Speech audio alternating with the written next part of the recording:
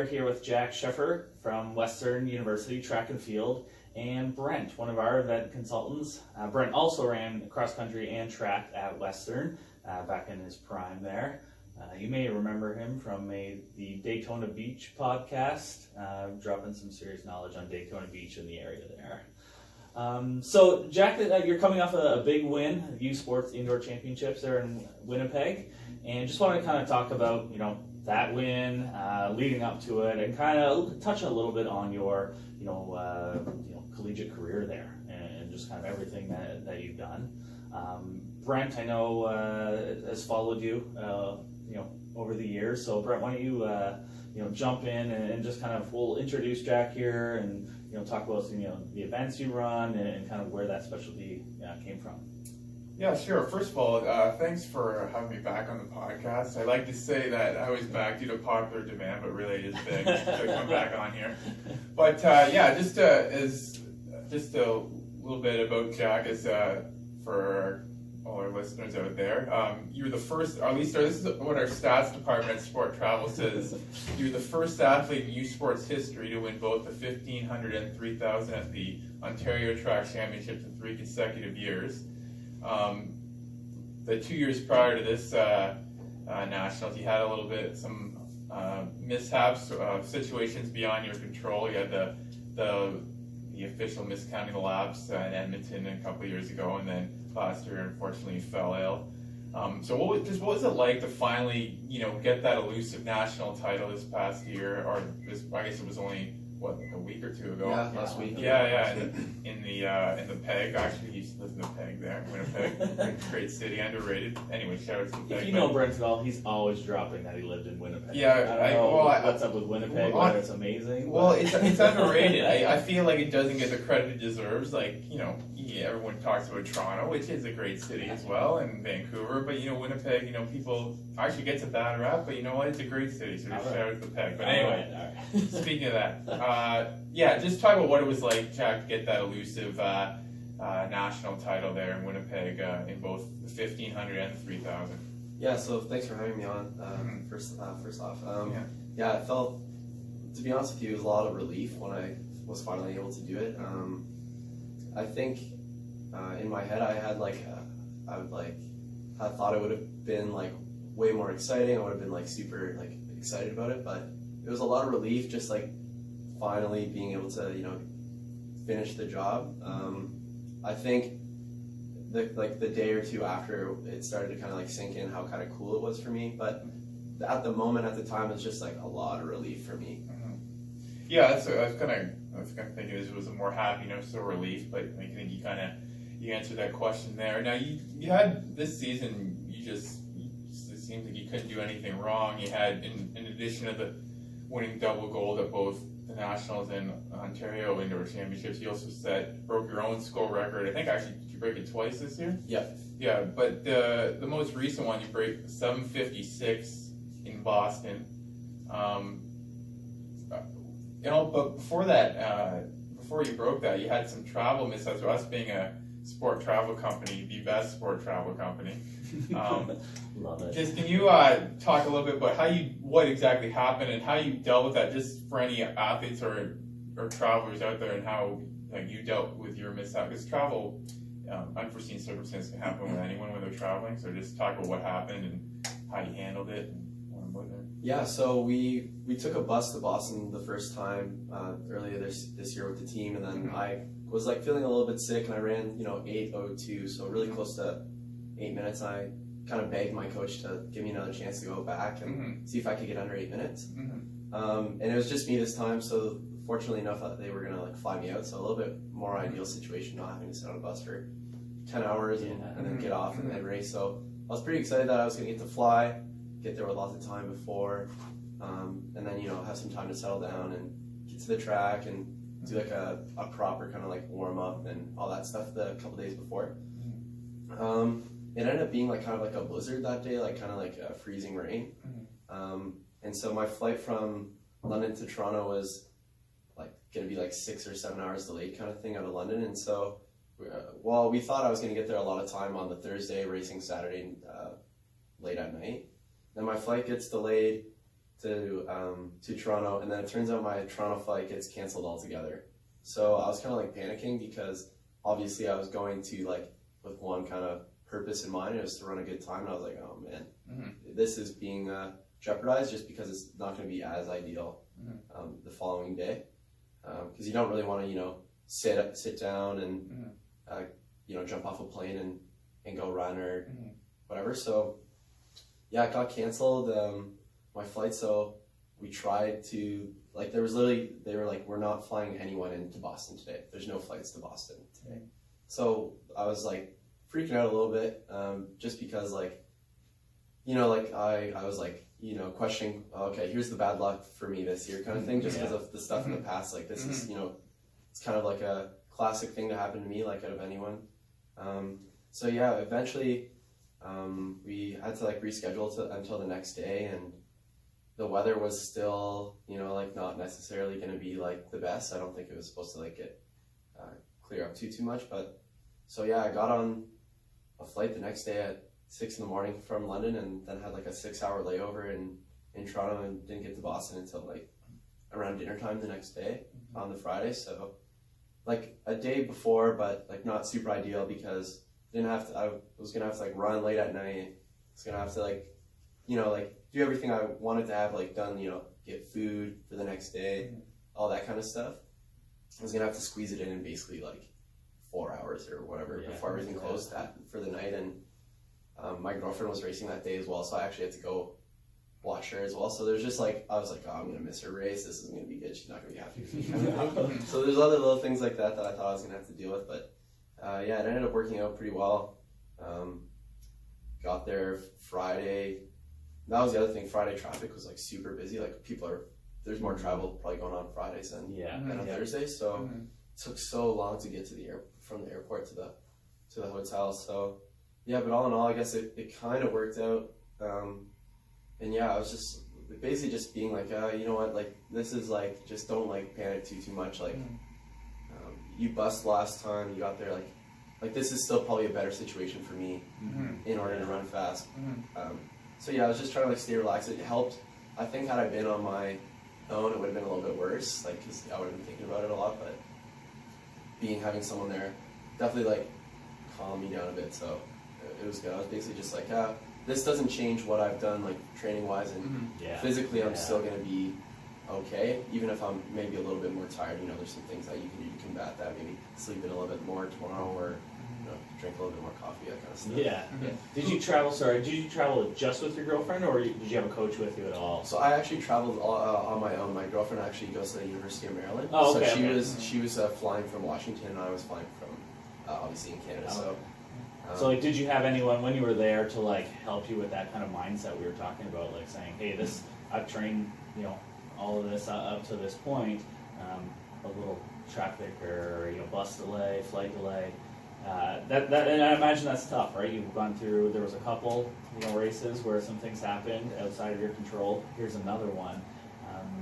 Was there any like voice or phone calls, parents, coaches to help you through that, or do you just kind of trust your training? Well, yeah. So no, definitely had some people that I was reaching out to. I was messaging my mom, and my mom's like a big, like really, really stressful person, and so she's maybe not like, but she like gets stuff done. If there's someone who's gonna like go out of their way and like make sure I like get on a flight, it'd be her. But like at the same time, she's also like the stressy one. Yeah. So I like talked to her, being like, hey, my flight's canceled, this and that. Or actually, I called my dad first. And I was like, hey, yeah, my flight's been canceled. And he goes, like, don't tell your mom. Like, cause she's gonna like call you and she's gonna like she's gonna get all worked out. Yeah, exactly. So, my dad was just like, okay, just go home, like, get there, and then like I had already like rebooked my flight while I was there, and so that kind of thing was all settled. And I remember getting home and my mom just being like, why aren't you on your flight right now? And so like that was a little bit weird, but then eventually I was just like, it's okay, like you gotta be like relaxed about this and that kind of stuff. But and I talked to my coach Keishel too, who Brent knows, and he was like, yeah, don't worry too much. Like we had even talked about maybe even flying the Friday, and then ultimately decided that it'd be better to fly Thursday. So he's basically just like, I mean, we almost did fly Friday, so like the as long as you can just go, like, it's not going to affect me too much. You know what kind of shape you're in, the ability you have, and so just kind of have to trust that. For sure. That's going to work out. Yeah, so that's a big obstacle to overcome. And I think, Brian, you kind of like jumped through it a little bit, but the first one we had like kind of a lap mishap. There was a lap counting issue. But it sounds like that wasn't in your control at all, just kind of like weather, right? What did you, maybe just quickly touch on what happened. We don't need to get into the details. I'm sure you've lived that enough, right? But what happened, and how did you deal with that after that happened? So this is the lap miss. Yes, it's a 15 lap race indoors. So obviously, like every 30 seconds, someone has to there's like a lap. For people who don't know running, there's usually a clock at the finish line, and there's usually like a lap counter. Okay. And so each time you pass the finish, they count it down. So it shows you how many laps you have left, just I guess so that you don't have to deal with counting it, because 15 laps is that's a lot. half decent amount. There's already so many things going on. Mm-hmm. The last thing you want to do is be like, was that my third lap, that kind of thing. So absolutely. There's a lap counter, and I guess at some point in the race it went from 5 laps to 3 laps. Okay.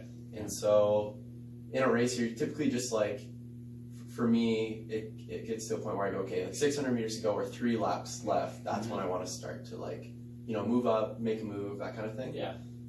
Just because I think for me that's my strength as a racer. So I saw 3 laps to go.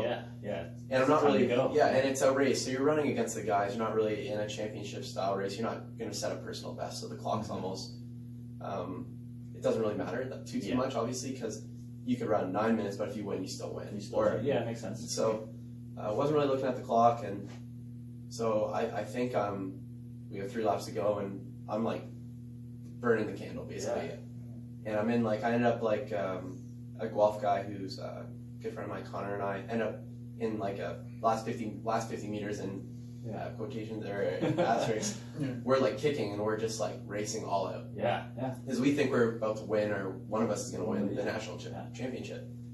Turns out there was another lap, and we didn't know. The guy in third knew. He was a French guy, so his coach was telling him I think there's another lap to go in French. In French, of course. And it wasn't he was saying it in French to so that we wouldn't know they're French. That's exactly. So I don't want to be they were trying to dupe us, because I think other people knew, but by the time it got communicated to us, it was almost too late. Makes sense. Yeah. So they miscount the laps, and there's also a bell too, and they ring the bell on the last lap, or the bell lap, and that. Okay.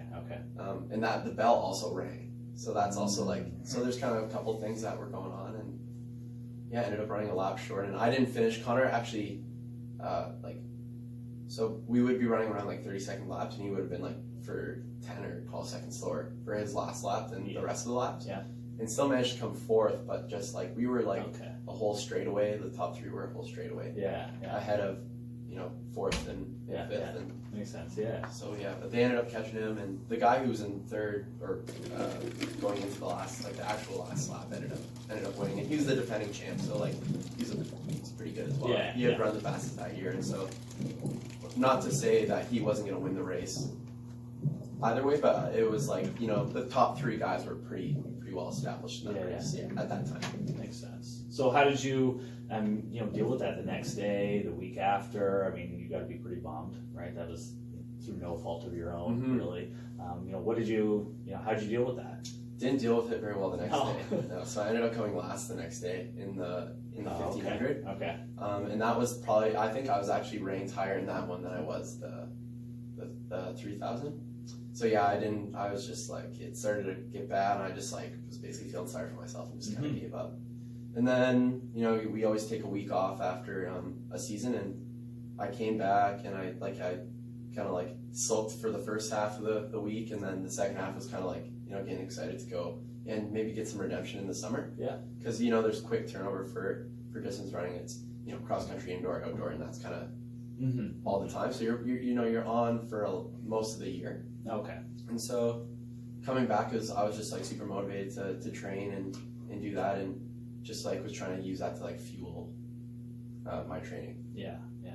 That's awesome. Is that something now that you're able to look back and laugh at, or is it still is it still a touchy subject? Yeah, no, I can laugh. I think I was always able to, you know, laugh. Yeah, yeah. But, like, I'm not, like, people on our team still bring it up. Like, Yeah. you know, so. Well, I guess now that we're on the topic, there's actually another runner in this the cross country championships who also miscounted at Western. Yeah. So I know that there's some jokes that could be thrown around about teaching the Western runners how to count. But well, I don't know. Can you tell? Yeah. You guys, that's something you guys just kind of laugh about, or? So yeah, a little bit of background for that is at the cross country championships for nationals last year in Victoria, it was like I think it was five lap race. Yeah, it was 2K loops for 2K, 10K. And he thought after his 4th lap he was done, and so he just smashed. He smashed, and he ends up basically like running his last 2K like 2 or 3 minutes slower than any of the other ones. So like basically a whole K worse than in the race. And so we ended up. He's an engineering student. I'm actually in social science, so like I had other things. So I always say mine's a little bit better. Not that it's great, but so a lot of punchlines about that. I think there's a popular message board for Canadian running, and it gets brought up a lot that the Western guys need to learn to count. Like that's what we should be working on. Maybe not so much the running. So did Guy sit you down and just say, "Hey guys, this is how many laps"?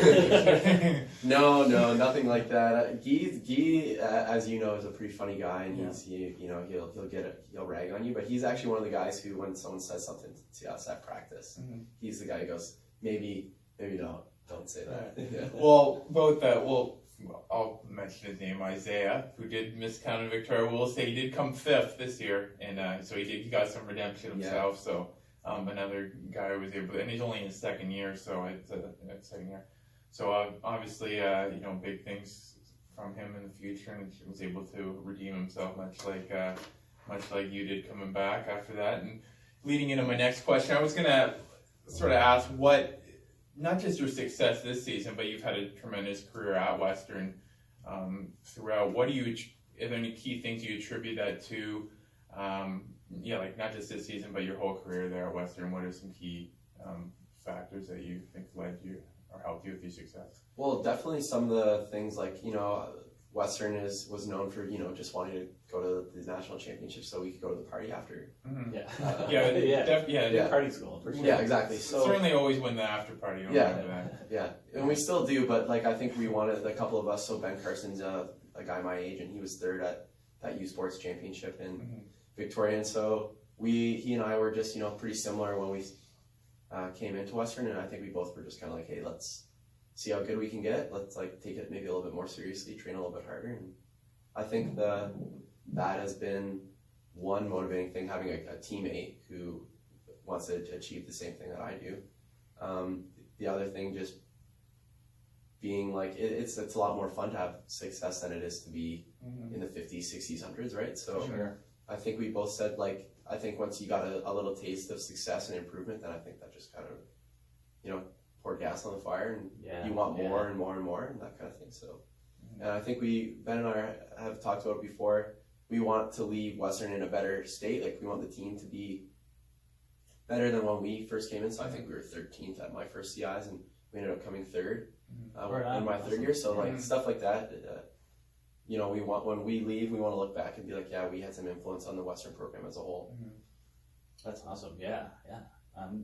Now, in terms of, so I think this is a very common theme in sports. Something goes wrong, whether someone doesn't play up to their potential, or officiating errors, sickness, anything, right? Any of these things can happen. Do you have any advice for, say, a younger athlete, maybe someone in high school, and maybe in your position, running a couple of bad meets? Maybe there's their last year, lots of pressure on them, perhaps. Anything you would tell kind of that young athlete who's going into maybe a big meet, big game, tournament, anything like that? Yeah, I would say don't let those moments define you. I would say if you want to be create an image for yourself, I say try to define yourself based on what you're doing in practice in the day to day, because that's what you're going to remember. That's what other people are going to remember who are on your team. People, because I had some bad luck, and people still go we saw how hard you work. We know that, that's just an unfortunate circumstance. And so I obviously this is, I think now that I'm done, I think for a lot of the people I've been teammates with, I'm not going to be remembered by them because I ran a lap too early. Yeah. But like with what I did in practice every day, and hopefully being a good teammate and a good friend and a mentor, and hopefully like that's what. So I would just say like control the things that you can, and you're gonna have success. I mean, that bad luck happens and stuff like that happens that are already outside of your control. But I think if you keep being consistent and training hard and working hard and just worrying about what you can do to be better, I think that's how you can get past like bad luck and stuff like that, and then you don't worry about what other people are doing, and as long as you keep doing that, I think you'll find success. Yeah, I think that's probably the exact same advice that you can give to parents and coaches, right? Like, if they see an athlete struggle at a game or a meet or whatever that is, don't let them be defined by that, right? Reiterate to that athlete, hey, you're doing great in practice. We see you hustling. You're doing well, and that's going to change the mindset of that athlete for sure. Right? Just don't mention that to Allen Iverson about practice. I'm just kidding. No, but no, it was well said. And I was just gonna kind of, I guess, end off, just kind of see what your next steps are for. I know you have the hashtag Get That Contract Season. That's SZN. It's for season. But what are your talk about what are your next steps, or where are you going to take running? I know you want to take running, keep on running. So just can you talk about a little bit about that? Yeah, so I guess immediately, like kind of my immediate goal, try to make the FISU team for World University Games for either the 5,000 or the 1,500. So that would be kind of the first kind of big goal this year. So I think we have to run standard by May 12th or something. So that's kind of my focus right now. Is I'm just coming back. Like I just took my week off, so I think today will be my second day back running. So just that, and then just kind of see what I can do with it in the next 2 years. Maybe a little bit more, take it a little bit more seriously, even more now than I was before. So I'll work part time. I'm not going to worry about growing up too quickly, and focus on running for a little bit and have fun with it, and just kind of see what I can do. Yeah, don't grow up. But just yeah, it's not that fun. It's not fun, right? But are you looking for a sponsorship or a shoe deal, or ideally, I guess you are, but is there? I mean, we could have lots of New Balance, Nike, Adidas, Under Armour reps listening right now. I mean, we obviously have millions of viewers. So, what would you like to say to them? Anything you'd like to say to them? Yeah, obviously, I'd like to sign with someone. I'm not picky, but yeah, I think it's a free agent. Yeah, someone I'd like to sign with someone who just like sees a little bit of potential in me. I think I keep improving. I've shown my value, and I think having there's not many national champions, so. Keep going, and I think a lot of people my age, when they finish university, they want to go get their life started and get a job, and I don't think I think there's lots of people though who can admire someone who wants to see what they can do in sport and go for it as long as they can. I think anyone who's willing to help me out do that, I'd be like super appreciative of.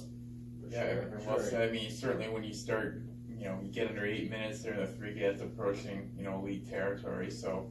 You've certainly got the credentials and well spoken, and with your sponsorship pitch there, kind of off the cuff there. So that's Brent's next career, he's trying to be an agent. Actually, sounds like once well, who knows where it'll be, but I'm obviously happy here helping Sport Travel be the best sport travel agency that is. So, I love Brent's plugs. We'll see. But I don't know, Sean, do you have anything? So where can someone find you, follow you? Do you post race times, things like that? Where are you going? Or so I'm on all the major ones: Facebook, Instagram, Twitter, Strava as well. I'm trying to get my Strava followers up. So if anyone has Strava, they can do it. It's all just Jack Sheffar. Luckily, I don't think there's too many. I think I'm the only Jack Sheffar with my spelling on Facebook and Instagram, so it's just awesome, easy. Yeah. Well, how do you spell it? So it's so Jack's obviously a little bit more simple. So JACK and then SHEFFAR. There you go. Perfect. All one word and all lowercase. Yeah. Give him a follow. Yeah, give him a follow. Strava everywhere, right? And best of luck in the future races and all the goals. Hopefully you can continue to do well and keep rolling. Yeah, thanks for having me, guys. It's been awesome. I know it was great to have you on, and we're happy to have you, and hopefully you'll help get us maybe some more listeners and views out there, and with having you on. So more? Well, I know it's tough to get a hotel on the major marathon weekend, so maybe people listening can use your services to help them Hit do us that. up. Yeah. Sport-travel.com. Mhm. We got you. Perfect. Amazing. Awesome. Thanks a lot for coming in, and we will talk to you later. Perfect. Thanks again. Thanks for having me, guys.